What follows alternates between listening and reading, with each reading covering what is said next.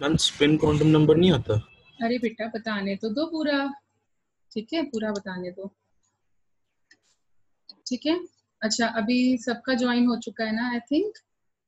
Okay so हमने वही किया, पाथ ऑफ इलेक्ट्रॉन को 3 डायमेंशन में स्टडी किया और हमारे पास 3 सॉल्यूशंस आएंगे। मतलब ऐसे लिख सकते हैं, ये Sai represents the path of electron, तो इसके 3 वैल्यूज आएंगी, या तो बोलोगे n l m, या फिर ऐसे बोलोगे it is a function of along the x axis, y axis and z axis. जो 3 सॉल्यूशन आए उनको हम लोगों ने बोल दिया quantum numbers. Okay, so there were 3 values, 3 solutions, and these 3 solutions are called as quantum numbers. Fine. Now this quantum numbers will, मतलब ये तीनों मिल करके represent करते हैं these 3 quantum numbers, 3 quantum numbers, n value, m value and n value. They represent quantum numbers. They give you the address of the electron. Okay, represents wave function of an orbital. So they basically represent an orbital. अब orbital क्या होता है ये हम लोग अभी पढ़ेंगे. So orbital क्या होता है? Orbital वो region होता है जहां पर the probability of finding the electron is maximum. So orbital means region where probability of finding the electron is maximum in a 3D region around the nucleus. जहां electron के मिलने की सबसे ज्यादा प्रोबेबिलिटी है अराउंड द न्यूक्लियस, मतलब 3 dimension में, इन अ 3D dimension around the nucleus, उसको हम लोग बोलते हैं ऑर्बिटल। सो जैसा अभी तुम्हारा क्वेश्चन आया कि क्वांटम नंबर तो 4 होते हैं, तो 4th क्वांटम नंबर जो है वो श्रोडिंगर का सॉल्यूशन नहीं है, यही बताना था तुम्हें, ठीक है। 4th क्वांटम नंबर जो है, ये 3 क्वांटम नंबर तो हमारे श्रोडिंगर्स के सॉल्यूशन में आते हैं, बट जो 4th क्वांटम नंबर है that is your spin quantum number, is not a solution of Schrödinger's wave equation. It is calculated by spectroscopy. Spin quantum number is calculated by spectroscopy. It is another science by which we calculated.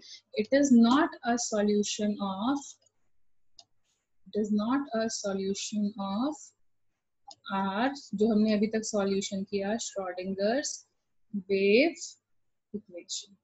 It is not a solution of Schrodinger's wave equation. Okay, अब थोड़ा सा difficulty level शायद तुम्हें ज्यादा लग रहा होगा, but तुम्हें यहाँ पर सिर्फ इतना ही ध्यान रखना है कि एक श्रोडिंगर वेव इक्वेशन आई जिसको हम लोग सॉल्व करते हैं, तो कितने सॉल्यूशन आते हैं, कितने सॉल्यूशंस आते हैं? 3 सॉल्यूशंस आते हैं, ठीक है। अब उन 3 सॉल्यूशन को हम लोग कहते हैं क्वांटम नंबर्स। ये अलग अलग नाम होते हैं, अभी मैं एक एक करके एक एक नाम को क्लेरिफाई करूंगी। एंड एक्चुअली हमें 4 क्वांटम नंबर्स की, मतलब एक इलेक्ट्रॉन को लोकेट करने के लिए 4 क्वांटम नंबर्स की जरूरत पड़ती है। तो जो चौथा क्वांटम नंबर होता है वो स्पेक्ट्रोस्कोपी से आता है, वो श्रोडिंगर्स वेव इक्वेशन का सॉल्यूशन नहीं है, ठीक है। सो अब ये होता है कि क्वांटम नंबर्स हैं क्या चीज, क्वांटम नंबर्स हैं क्या। सो quantum numbers basically they stand for, quantum numbers का मतलब क्या है? Quantum numbers means you know 4 numbers, मतलब हमें एड्रेस ऑफ द इलेक्ट्रॉन को रिप्रेजेंट करना है, address of the electron in numbers, in numbers, मतलब हम वर्बली नहीं बोलेंगे कि सेकंड ऑर्बिट में लाई कर रहा है, ये है वो है, हमें एड्रेस को रिप्रेजेंट करना है in the form of numbers. तो जो नंबर्स को हेल्प यूज करते हुए हम एड्रेस ऑफ द इलेक्ट्रॉन या लोकेट करते हैं इलेक्ट्रॉन को, उन्हीं 4 नंबर्स को बोलते हैं हम क्वांटम नंबर्स, ठीक है। जैसे फॉर एग्जाम्पल तुम्हें अपना एड्रेस बताना है मेरे को, तो how will you give me your address? You will give me the locality name, फिर उसके बाद क्या करोगे, यू विल गिव मी तुम्हारा मतलब बिल्डिंग का नाम दोगे, ठीक है। फिर तुम अपना फ्लैट नंबर दोगे ऐसे ही तो लोकेट करेंगे। एंड फिर जैसे फॉर एग्जांपल हमारे क्लास में एक ही घर में 2 बच्चे रहते हैं, जैसे यश और दिशा हो गए, तो उसमें से हम कैसे आइडेंटिफाई करेंगे कि हमें यश से बात करनी है या फिर दिशा से बात करनी है? तो हमें क्या करना पड़ेगा, उसका नेम आइडेंटिफाई करना, नेम बताना पड़ेगा। तो हमें कितने पैरामीटर्स चाहिए तुम्हें लोकेट करने के लिए? कितने पैरामीटर्स चाहिए? First, second, fourth. तो ऐसे ही एक इलेक्ट्रॉन को लोकेट करने के लिए हमें कितने पैरामीटर्स चाहिए होते हैं? 4। कैसे? I just tell you. Now supposing मुझे तुम्हें स्कूल में लोकेट करना है, तो तुम स्कूल में पहले तुम्हारा स्कूल का नाम पता होना चाहिए along with the branch name। फिर क्या पता होना चाहिए? तुम्हारा क्लास। फिर क्लास पता होने के बाद में क्या होता है? Class is further divided into sections and then how will I be able to locate you? By name. Name. तो हमें फिर से कितने पैरामीटर्स चाहिए? 4 पैरामीटर्स चाहिए। ठीक है, तो अब स्कूल वाले तुम्हें कैसे रिकॉग्नाइज करते हैं? By giving you a registration number. देते हैं ना, जैसे तुम जेई एक्सपर्ट्स में भी तुम्हें एक रजिस्ट्रेशन नंबर या समथिंग दिया होगा ना।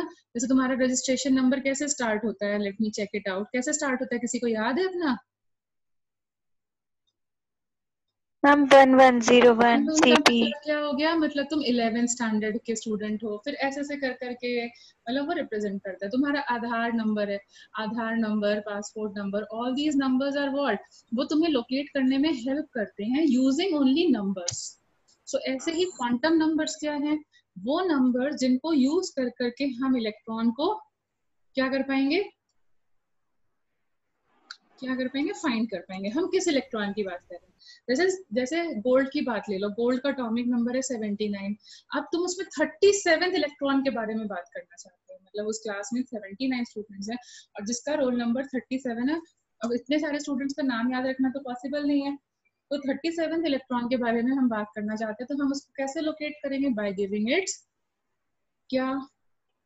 By giving it's quantum numbers. तो क्वांटम नंबर्स हम क्यों यूज करते हैं? जिससे हम लोग इलेक्ट्रॉन को आइडेंटिफाई कर पाए, उसको लोकेट कर पाए, मतलब जिस भी वर्ड से तुम्हें समझ में आए। Identify an electron. ओके, एक इलेक्ट्रॉन को आइडेंटिफिकेशन के लिए हमें ये चाहिए। तो नाउ सी, अभी तक तुमने क्या पढ़ा है? You have what? Energy levels. You have energy levels, ठीक है, और you call them as shells. ये पढ़ा था ना? ठीक है, now we are telling you that energy levels are further divided. ये फर्दर डिवाइडेड होते हैं किसमें? They are further divided into sub shells. तो energy levels are further divided into sub shells. Okay, then sub shells are further divided into orbitals. Yes, और क्या है? One orbital can contain a maximum of contains a maximum of, yes, 2 electrons. maximum से maximum you will contain 2 electrons only। अब energy level हम किस shell की या किस ऑर्बिट की बात कर रहे हैं उसको रिप्रेजेंट करने के लिए जो हम क्वांटम नंबर यूज करते हैं, इनको मैं थ्योरी में बाद में लिखाऊंगी, ठीक है? तो अभी बस समझने के लिए, without writing anything, just listen to it. Okay, so जिस वे में हम एनर्जी लेवल को रिप्रेजेंट करते हैं उसको बोलते हैं principal quantum number. This is called, जैसे तुम्हारा रजिस्ट्रेशन नंबर जो है वो 11 से स्टार्ट हो रहा है, क्यों? क्योंकि you are in 11th standard. Okay, फिर किसी का जैसे 9th वालों का 9 से स्टार्ट हो रहा होगा, 10th वालों का 10 से स्टार्ट हो रहा होगा, 12th वालों का 12 से स्टार्ट हो रहा होगा, तो रिप्रेजेंट कि तुम इस क्लास में हो। तो ऐसे ही प्रिंसिपल क्वांटम नंबर, जिसको हम लोग नोटेशन n स्मॉल n से रिप्रेजेंट करते हैं, वो रिप्रेजेंट करता है हमारा कौन से ऑर्बिट की बात कर रहा है। अब तुम्हें बाय बोर्स कॉन्सेप्ट पता है n की क्या वैल्यूज हो सकती हैं? What are the 1 2 3 4 2 3 4 and so on, ठीक है? सब shells, what did you do dear? चलो, I 1 minute, wait a second, I need to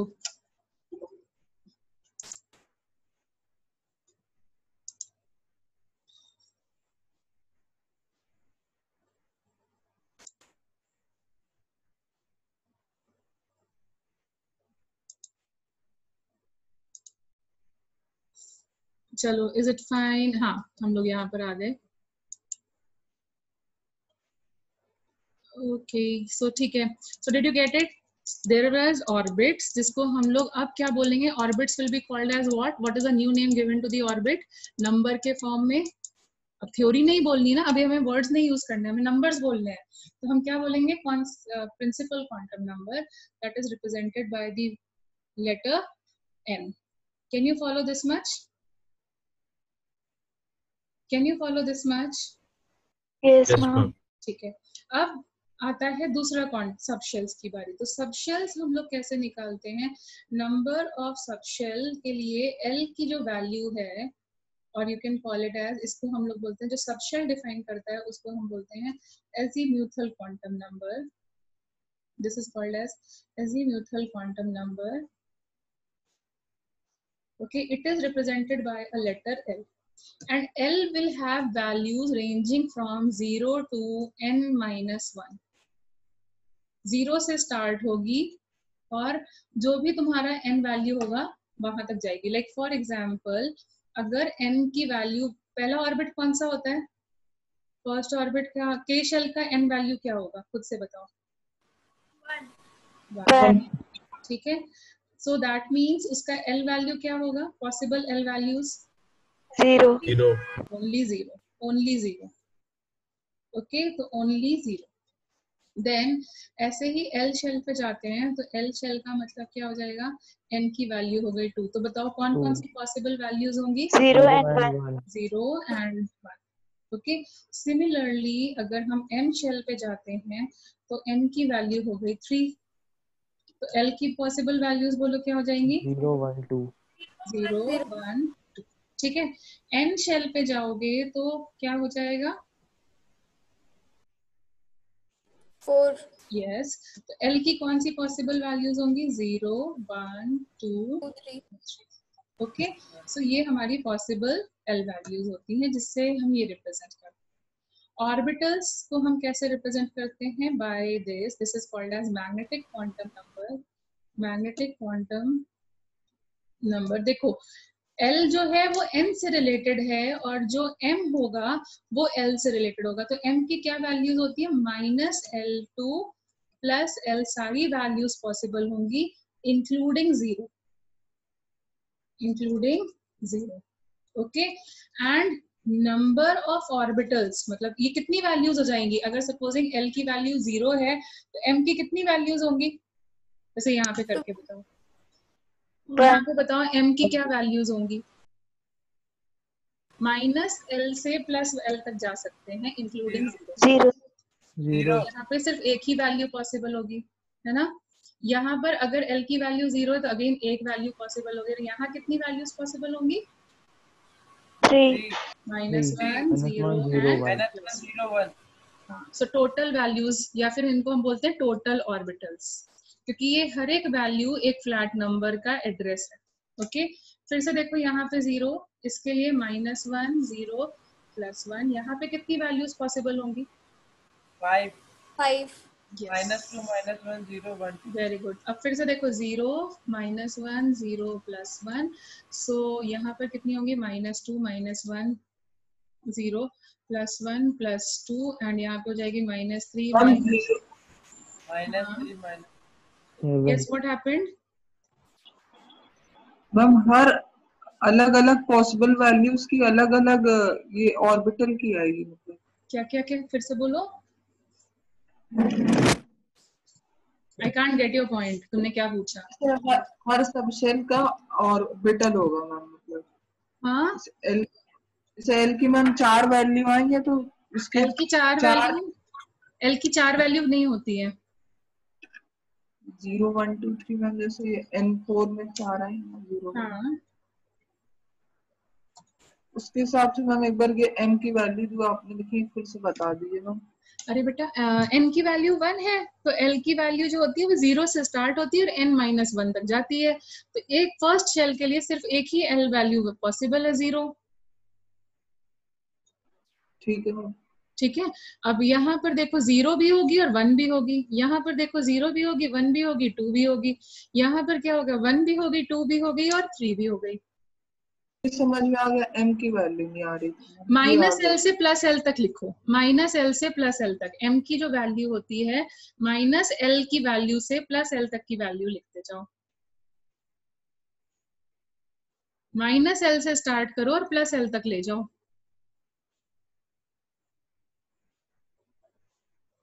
अब लिख पाओगे? Yes ma'am, yes ma'am, yes ma'am. Okay, so tell me कितना ये आएगा तुम्हारा, कितना वैल्यू आएगा इसका? How many orbitals are there, how many volumes of m are possible in this case? कितनी आ रही है यहाँ पर? l इज इक्वल टू 0 के लिए कितने ऑर्बिटल्स होंगे? एक ही वैल्यू आ रही है, मतलब एक ही ऑर्बिटल होगा। ठीक है, यहाँ पर देखो ये एक ऑर्बिटल होगा और यहाँ कितने ऑर्बिटल्स हो जाएंगे? अगर l इक्वल टू 1 है तो कितनी वैल्यूज आ रही है? 3 वैल्यूज आ रही है, मतलब 3 ऑर्बिटल्स हो जाएंगे। अब यहाँ पर देखो एक ही वैल्यू है तो 1, then yes yes and then 5 yes 5 values. ठीक है, 5 वैल्यूज। एंड यहाँ पर फिर से फोर्थ शेल के लिए बताओ कितनी वैल्यूज आ रही है? इसमें 1, इसमें 3, इसमें 5 और इसमें 7। नाउ 1 ऑर्बिटल कैन, तो टेल मी क्या फॉर्मूला लगा सकते हैं for total number of orbitals? देखो ऑड नंबर लाने के लिए क्या फॉर्मूला लगता है? ऑड नंबर लाने के लिए yes, so number of orbital in a subshell के लिए हम क्या फॉर्मूला लगा सकते हैं? It can be equal to 2l plus 1। ठीक है, बहुत ज्यादा नहीं समझ में आ रहा, कोई बात नहीं, जैसे एक ब्रीफ इंट्रोडक्शन दे रहे दो ताकि नेक्स्ट क्लास में तुम्हें बहुत अच्छे से समझ में आ जाए। सो नाउ टेल मी, एक ऑर्बिटल में 2 इलेक्ट्रॉन्स रह सकते हैं, तो यहाँ कितने इलेक्ट्रॉन्स रह सकते हैं फर्स्ट शेल में? फर्स्ट शेल में कितने इलेक्ट्रॉन्स रह सकते हैं मैक्सिमम? 2। सेकेंड शेल में देखो 2 सबशेल्स हैं, ये सबशेल्स रिप्रेजेंट कर रहे हैं। तो अब पहले तुम पढ़ते आ रहे थे कि सेकंड शेल में कितने इलेक्ट्रॉन्स रहते थे? 8। अब वो जो 8 इलेक्ट्रॉन्स हैं वो डिवाइडेड है फर्दर, मतलब 2 इलेक्ट्रॉन्स इसके पास रहते हैं और 6 इलेक्ट्रॉन्स इसके पास रहते हैं। टोटल कितने हो जाएंगे? 8 ही रहेगा, जैसे तुमने पढ़ा था ना 2n², यू डिड ना। तो सेकंड शेल में कितने इलेक्ट्रॉन्स रहते हैं मैक्सिमम? 8। लेकिन वो जो 8 इलेक्ट्रॉन्स हैं वो डिवाइड हो जाएंगे 2 सबशेल्स में, क्योंकि यहाँ 2l की वैल्यूज आ रही है। l value represents subshell and m value represents orbital का नंबर। ओके, सो यहाँ 2 सबशेल्स हैं, मतलब जो 8 इलेक्ट्रॉन्स हैं वो l इज इक्वल टू 0 और l इज इक्वल टू 1 में डिवाइड हो जाएंगे। 2 electrons l is equal to 0 वाले घर में जाएंगे और 6 electrons l is equal to 1 वाले घर में जाएंगे। ओके, क्योंकि देखो इसके पास सिर्फ एक घर है, एक l वैल्यू का मतलब है एक घर होना, और इसके पास 3 घर हैं, 3 फ्लैट्स हैं। l इज इक्वल टू 1 का मतलब है कितनी m वैल्यूज आ रही है? 3 वैल्यूज आने का मतलब है 3 घर है। और 3 एक घर में कितने लोग रहते हैं? एक घर में कितने लोग रहते हैं? एक घर में कितने लोग रहते हैं? Come on, 2। So that is why 3 flats each people. So total देखो कितना हो गया, like this. अब फिर से अगर l की वैल्यू 0 है तो मतलब मेरे पास सिर्फ एक ही m वैल्यू, मतलब मेरे पास एक घर है। अब l की वैल्यू 1 है, इसका मतलब मेरे पास कितने घर होंगे? कितने घर होंगे? 3।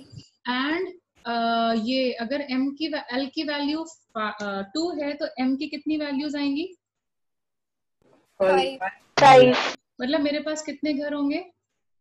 5 So this one subshell, this is a l is equal to 0 type of subshell, will accommodate how many electrons? 2 electrons. This will accommodate 6 electrons and this will accommodate 10 electrons. मतलब टोटल कितने हो गए? 18 इलेक्ट्रॉन। और तुमने पढ़ा था ना third shell में 18 इलेक्ट्रॉन्स होते हैं, लेकिन तुमने ये नहीं पढ़ा था कि कैसे डिवाइडेड होते हैं। तो अब हम यही करने वाले हैं कि वो 18 इलेक्ट्रॉन्स कैसे रहते हैं। ठीक है, तुम्हें ये तो बता दिया गया कि इस पूरी सोसाइटी की इस पूरी बिल्डिंग में 18 लोग रहते हैं, इस घर में 18 लोग रहते हैं, लेकिन कौन से रूम में कैसे लोगों का डिस्ट्रीब्यूशन किया गया है वो अब तुम 11th स्टैंडर्ड में पढ़ोगे। ठीक है, अब ऐसे ही फोर्थ शेल में 2n² जब लगाते हो तो कितने इलेक्ट्रॉन्स आते हैं टोटल? 32. 32. सो अब देखो फिर से, इसमें एक घर है तो 2 इलेक्ट्रॉन्स, इसमें 3 घर है तो 6 इलेक्ट्रॉन्स, इसमें 5 घर है तो 10 इलेक्ट्रॉन्स और इसमें 14. तो टोटल कितने हो गए? 32. Isn't it the same concept as 2n square? Yes, ma'am. Yes, ma'am. So total number of electrons in an orbit, क्या फॉर्मूला लगाते हो? तुमने करते 2n. आए हो ये 2n square लगाते हो ना? हाँ. और नाउ अगर मैं इसी फॉर्मूले को चेंज कर दूं, tell me total number of orbitals, total number of orbitals in n orbit. कितने ऑर्बिटल्स होंगे एक ऑर्बिट में? कितने घर होंगे एक ऑर्बिट में? एक घर में कितने इलेक्ट्रॉन्स होते हैं? 2. 2. तो अगर मेरे total number of electrons 2n square हैं तो मेरे पास कितने घर हैं? एक घर में 2 इलेक्ट्रॉन्स रहते हैं. मेरे टोटल लोग कितना हो जाएगा? मेरे पास N. हाँ कोई सही बोल रहा था. देखो सिंपल सा N लॉजिक. square. मेरे पास एक हॉस्टल है, एक हॉस्टल में एक रूम में मुझे 2 लोगों को रखना है, ठीक है? मेरे पास पूरे Ma'am, N square. यस पूरे हॉस्टल में कितने लोग हैं? 2n square. तो बताओ मेरे पास कितने रूम्स हैं? How will you do it? n square. n Divide by 2. So number of orbitals is equal to n square. And now we will check कि ये फॉर्मूला सही है या नहीं. So 2n square वाला फॉर्मूला तो सही था ना? n की वैल्यू 1, 2n square पुट करो, देखो ये आ रहा है. देखो ये आ रहा है कि नहीं आ रहा है? Yes. 2n स्क्वायर Yes, वाला ma'am. फॉर्मूला सही है? ठीक है. अब ये बताओ यहाँ पर अगर n स्क्वायर करें तो फर्स्ट शेल में कितने ऑर्बिटल्स हैं? 1. सेकंड शेल में कितने होने चाहिए n स्क्वायर के हिसाब से? कितने होने चाहिए? n स्क्वायर की वैल्यू 4. एंड देखो 3 + 1 is 4 or not? Is it correct or not? Yes, ma'am. Tell me n is equal to 3 के हिसाब से n स्क्वायर की वैल्यू क्या होनी चाहिए? 9. 9. Number of Nine. orbitals should be 9. Now check it. Is it fine or not? 5 + 3 + 1. Yes, ma'am. Yes, Okay. ma'am. n is equal to 4 के हिसाब से number of orbitals कितने होने चाहिए? 16. 16. चेक करो इसमें. Is it 7 + 3 + 5 + 1? Yes, ma'am. 16. ठीक है. Yes, ma'am. अच्छा किसी ने डाउट पे क्वेश्चन भेजा था. Let me check it out. Me stands for mass of electron. ठीक है. ये इक्वेशन तुम्हारे लिए वैसे बहुत ज्यादा इंपॉर्टेंट नहीं है. ओके यहाँ पे ये पूछा था. तो आज के लिए हम लोग इतना ही करें बिकॉज आई थिंक मुझे पता है क्वांटम नंबर्स को समझाने में बहुत टाइम लगता है.